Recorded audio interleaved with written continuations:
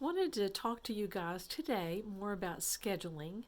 The very first YouTube video that I did, we talked about specifically having a starting time and an ending time. And that way, two things happen. Number one, the student doesn't get overwhelmed, he knows his expectations.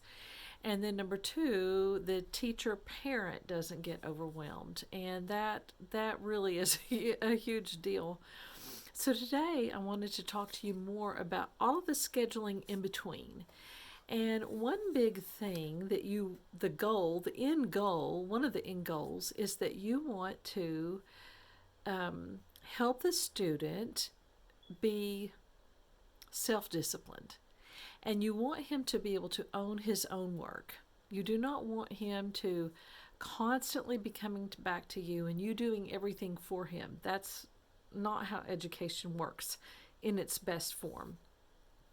And so I have some suggestions for you. Number one that I did not bring in here that we can talk about at a later day is that you have consequences. And so we'll go into detail more about that on another video, but you'll want to make sure that they know their expectations.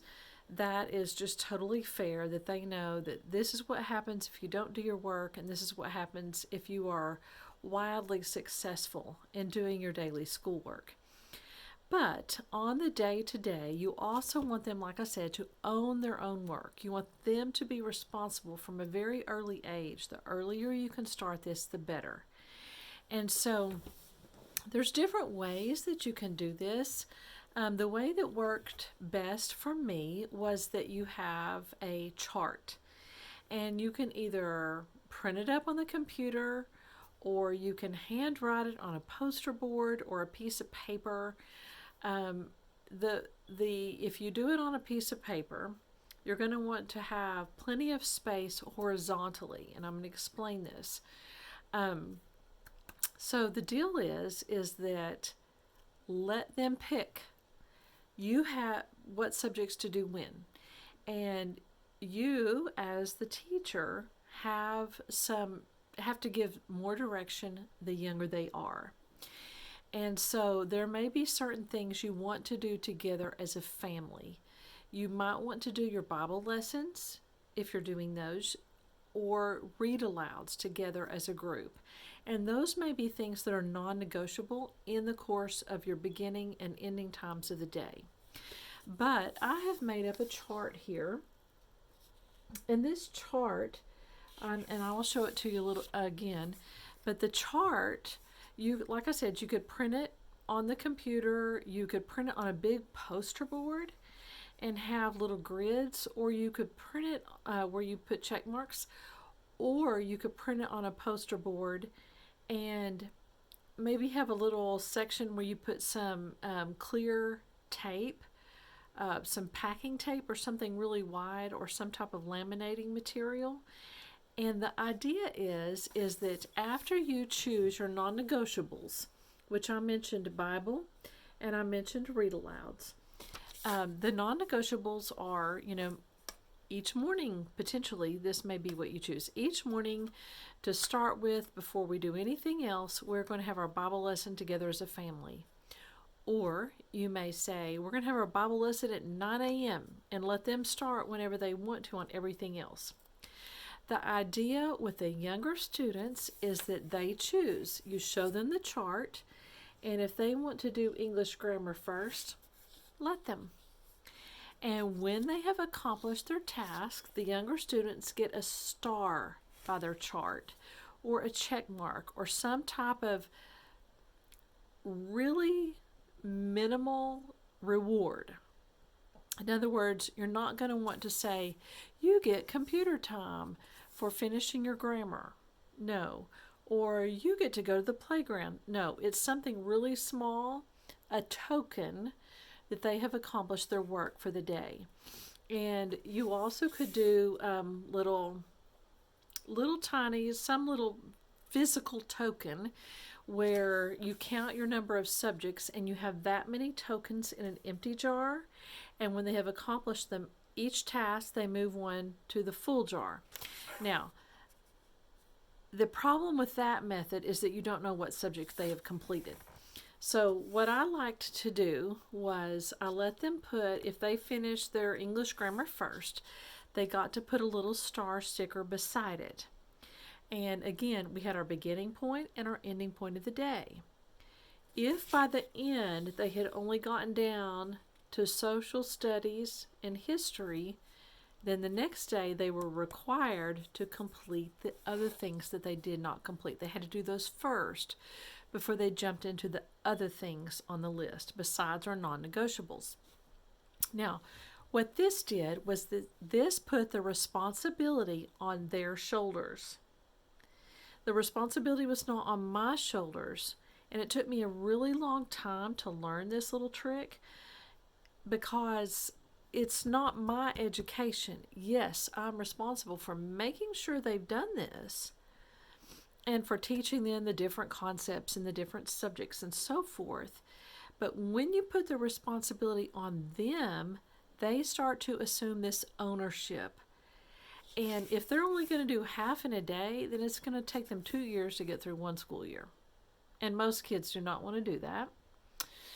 You may have some kids without initiative, and in that case, if you have kids who do not have initiative, instead of giving them the choice of the whole thing of what to do first, you choose. Would you rather do math or phonics first? Don't give them the whole entire list to choose from. After they have done their math or their phonics, then say, okay, now we're going to do the other one. And then next we're going to choose between our English grammar and our spelling and handwriting. And so you just keep going through this. And I have found that it worked really well for helping them get this responsibility on their shoulders. Now, you'll notice I have a couple of stars by things. I have a star by spelling and handwriting.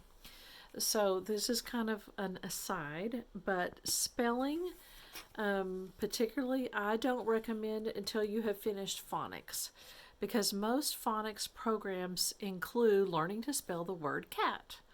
And so why have them do double duty? There is no point in doing that to your kid.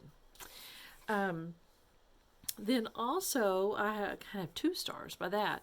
So the other one, spelling, handwriting, is you really, truly can alternate days and do spelling 2 or 3 days a week and handwriting 2 or 3 days a week. And you can still finish the school year a textbook. And I think you'll find that especially your boys, now your girls may love it. They may want to do everything, or I shouldn't just assume it's girls, but most boys, my boys, let's preface this, my boys did not like to do handwriting every single day. It was just a killer for them. If they're not a natural at spelling, you might want to do spelling every day. So there's some flexibility, but what I'm trying to tell you is you don't have to do every subject every day.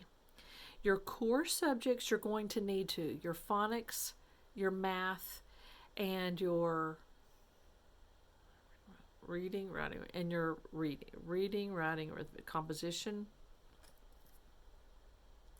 I had a mind blank there for a second. So the other place where I have a star is science and health. And another idea that you can take and run with, or you can adapt to your family's needs, is you can do science for 6 weeks and then health for 6 weeks.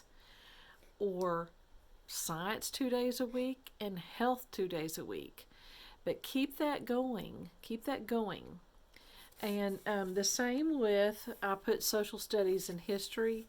That's really more of, some people like to have like lessons on community helpers, and that's not really history. But the point just is you're going to choose your subjects and you're going to keep going and going and going. Now, I'm going to have another session here on YouTube about how to school in 4 days a week. Or 4.5 days a week, and some ideas in which you can accomplish a full school year in that, and giving you a free day that gives you some other options. And so, guys, I hope this helps. Take a look here at you need to do your 3 R's, reading, writing, arithmetic. Those are kind of your core. And for me, it was also Bible. And then we chose to read aloud every single day.